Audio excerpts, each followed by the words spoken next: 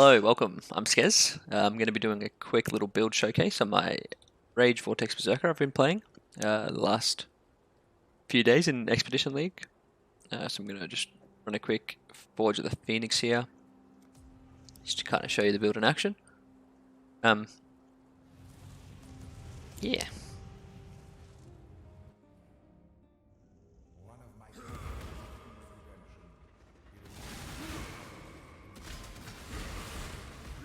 So, I think I'm about, let's say, 10 to 15 exalts in at the moment, invested. Some of the stuff I've crafted myself, but I think value-wise around there, maybe 15 exalts. Shaper DPS is at just over 5 million, if everything lines up properly, which is not too hard to do on this build. As you can see, the clear speed is pretty respectable as well. Honestly, just a good kind of all-rounder build. Good for mapping, good for bossing. One of those builds that you can really throw some currency at to. If you know, if you want to have like one build for the league that you're really going to min-max, and you could easily get this 40, 50 million DPS, as well as some good defenses, you know. Really, really nice build. So I have the when Guardians reach 50% health, they'll heal and call another Guardian, so you'll see that shortly.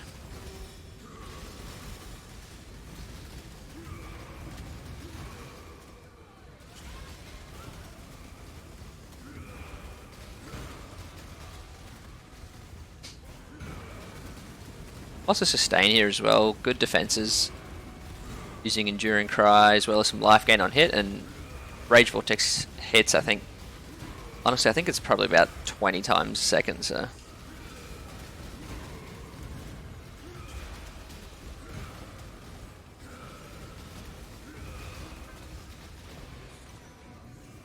There we go.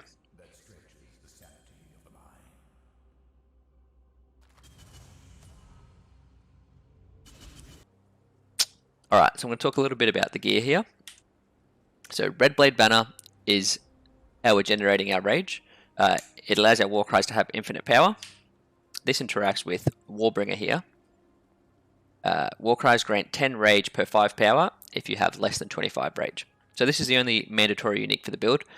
This allows us to reach max rage anytime we Warcry, as long as we're under 25 rage. There we are. So this allows us to keep pretty much permanent uptime on our Berserk as well, makes us nice and speedy. And then anytime we hit under 25, we Warcry again, and it's back up to 100. Rage Vortex has 5% more damage per rage sacrificed, as well as increased radius as well. Essentially more damage, more AoE, the more rage you have.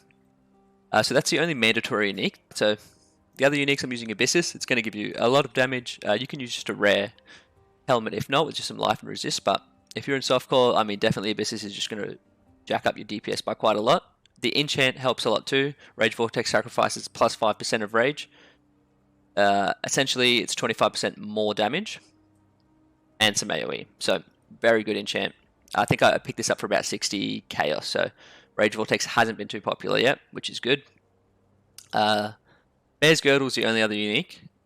This gives us 20 plus max rage. You know, big DPS increase, nice AoE as well. It has 6% increased damage per 10 rage too. And it crushes nearby enemies, which is 15% less physical damage reduction. So, really useful belt. Again, it's a little bit expensive, about 5 exalts, but it's not mandatory. Definitely good quality of life. Now the rest of the gear is rare, so on the rings I just have some life, resist, fizz damage. Global crit would be good as well. Accuracy if you need it. It's essentially what you want to balance out on your jewelry.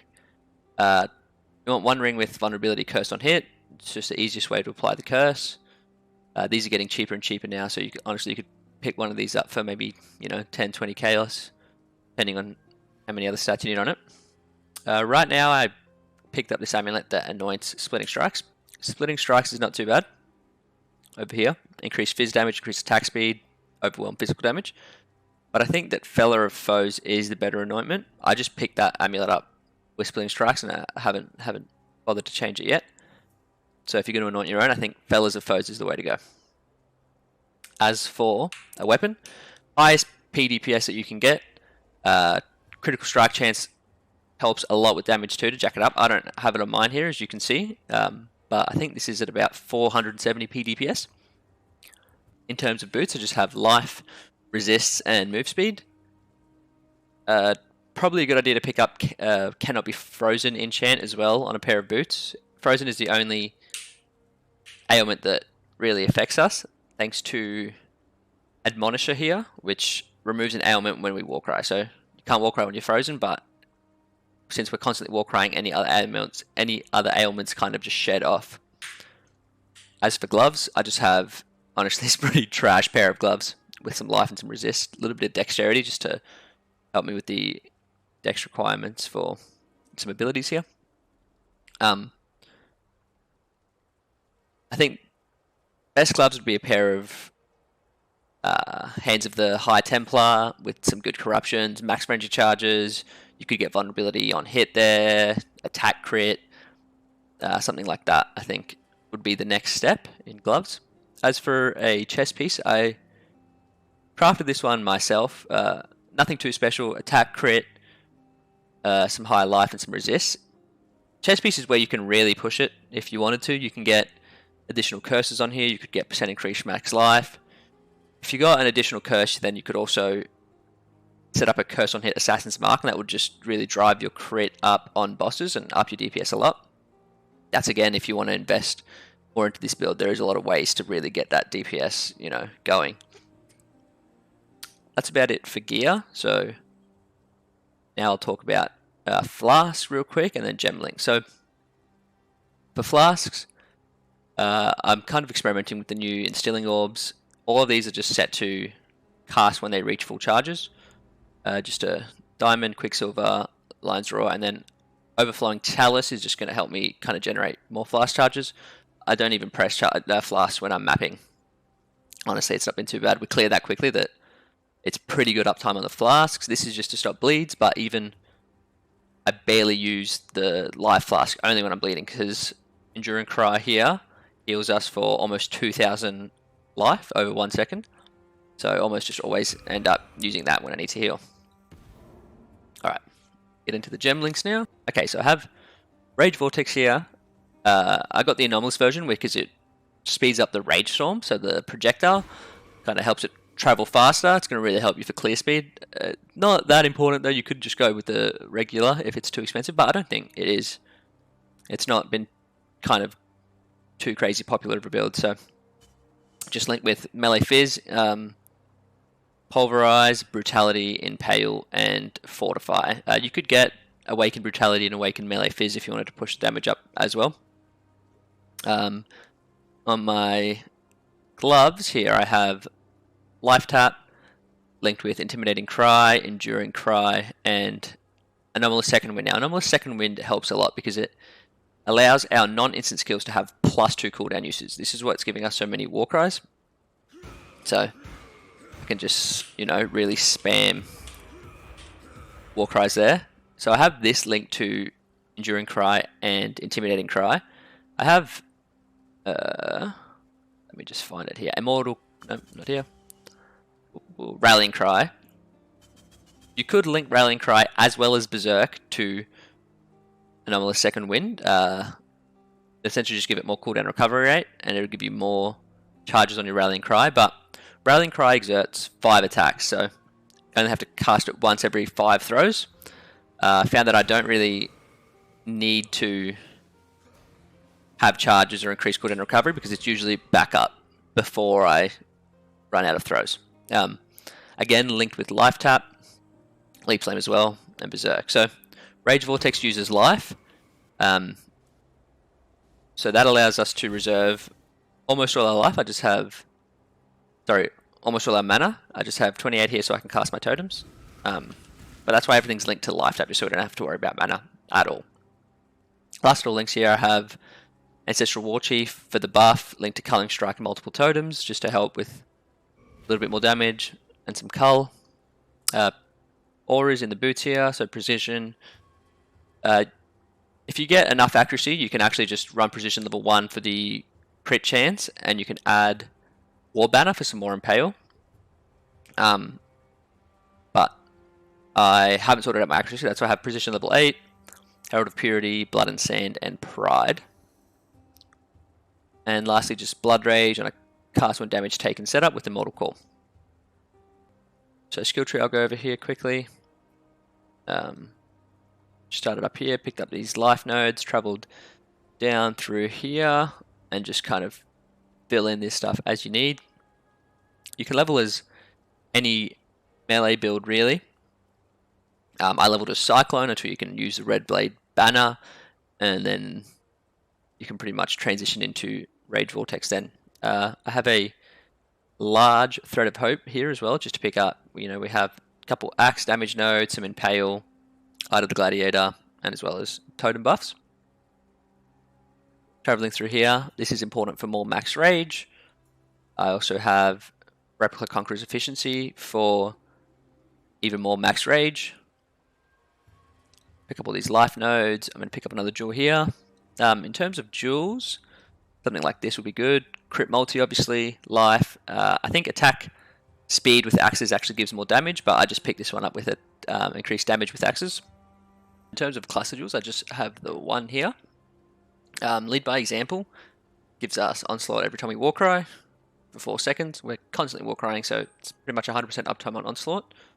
As well as Mob Mentality, which has a 5% chance to grant Endurance Charge, Frenzy Charge, or Power Charge per power. Now, Endurance Charges we gain through Enduring Cry, but this pretty much gives us 100% uptime on Frenzy and Power Charges as well, while clearing.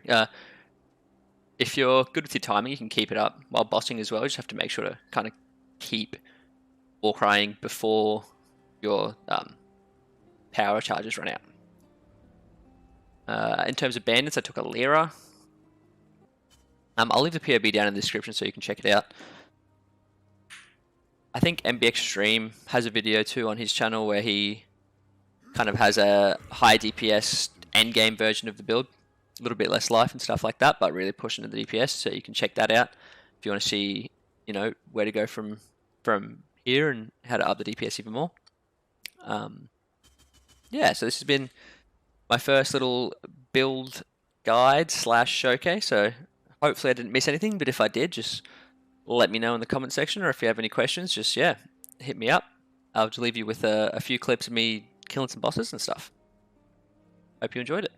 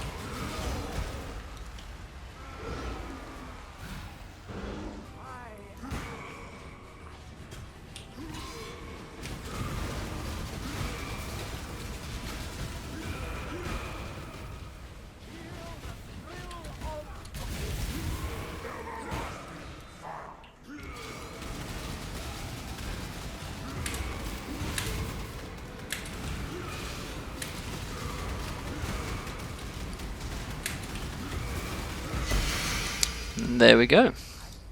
Thanks for watching.